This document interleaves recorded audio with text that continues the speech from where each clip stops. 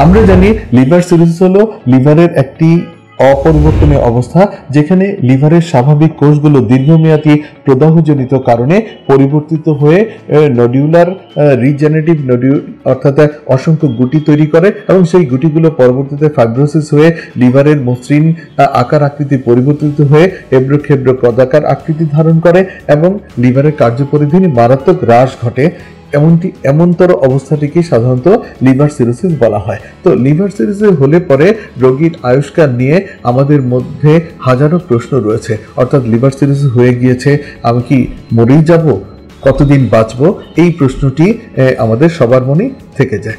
দেখা যায় যে লিভার সিরোসিস হলে পরেই যে রোগীর আয়ুষ্কাল একেবারেই কমে যাবে, রোগী বাঁচবে না, মরে যাবে, এই কথাটি আসলে ঠিক নয়। কেননা দেখা গেছে লিভার সিরোসিস হওয়ার পরেও যথাযথ চিকিৎসা নিলে পরে এবং রোগীর যত্নটি যদি যথাযথ হয়ে থাকে, তাতেও দেখা যায় রোগীর স্বাভাবিক আয়ুষ্কাল লাভ করতে পারে। তো লিভার সিরোসিস হলে পরে দুটি অবস্থা হতে পারে, একটি হলো কম্পেনসেটেড সিরোসিস, আরেকটি হলো ডিকম্পেনসেটেড সিরোসিস। কম্পেনসেটেড সিরোসিস হলো স্থিতিশীল সিরোসিস, অর্থাৎ লিভার সিরোসিস হয়েছে কিন্তু সেটি অস্থিতিশীল হয়নি, অর্থাৎ দীর্ঘমেয়াদে একই অবস্থা রয়েছে। কিছু জটিলতা হয়তো হতে পারে, যেমন তার রক্ত বমি হতে পারে, কিংবা তার দেখা যায় যে দেহের মধ্যে কিছু পরিবর্তন আসতে পারে, যেমন সেকেন্ডারি সেক্সুয়াল হেয়ার অর্থাৎ বগলের নিচের যে লোম, তলপেটের লোমগুলো ঝরে পড়তে পারে, দেখা যায় তার পুরুষালী ক্ষমতা কমে যেতে পারে, কিংবা তার অন্ডকোষগুলো ছোট হয়ে যেতে পারে, কিংবা মহিলাদের ক্ষেত্রে ইনফার্টিলিটি অর্থাৎ তার সন্তান জন্মদানের ক্ষমতা লোপ পেতে পারে এবং তার ব্রেস্ট ডেভেলপমেন্ট কমে যেতে পারে। এই ধরনের সমস্যাগুলো কিন্তু হয়ে থাকে। তথাপি রোগী যথাযথ চিকিৎসা নিয়ে দীর্ঘমেয়াদে বেঁচে থাকতে পারে, দেখা যায় যে একেবারেই স্বাভাবিক আয়ুষ্কাল লাভ করতে পারে। আরেকটি হলো ডিকম্পেনসেটেড সিরোসিস অর্থাৎ অস্থিতিশীল লিভার সিরোসিস।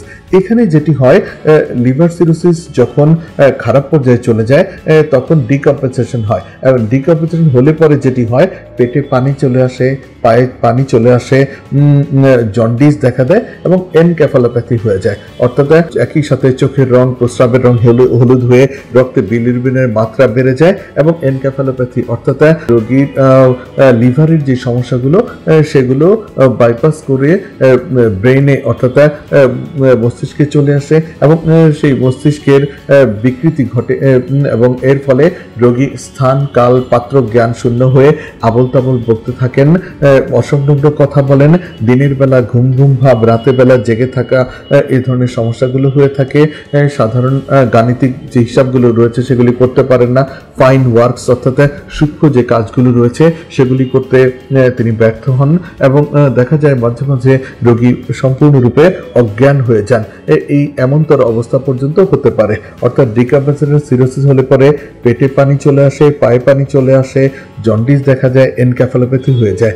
এই ধরনের রোগীদের ক্ষেত্রে আমাদের যে টেক্সট বই রয়েছে অর্থাৎ শিলা শার্লকের যে লিভারের টেক্সট বই, সেখানে বলা হচ্ছে যে তাদের আয়ুষ্কাল 2 বছর পর্যন্ত হয়ে থাকে। কিন্তু দেখা যায় এই ধরনের রোগীদেরকেও যদি যথাযথ চিকিৎসা দেওয়া হয় এবং রোগীর কেয়ার গিভার অর্থাৎ টেক কেয়ার যারা করেন তারা যদি তাকে যত্নাত্তির যথাযথভাবে করেন, অর্থাৎ রোগীর যখন যে সমস্যা সেই সমস্যা অনুযায়ী তাকে চিকিৎসা দেন এবং চিকিৎসকের সাথে সবসময় যোগাযোগ রক্ষা করেন, সেক্ষেত্রে দেখা যায় এই ধরনের রোগীকেও দীর্ঘমেয়াদে বাঁচিয়ে রাখা সম্ভব। আমি ব্যক্তিগতভাবে দেখেছি এই ধরনের রোগী 10-15 বছর পর্যন্ত বেঁচে থাকতে পারেন।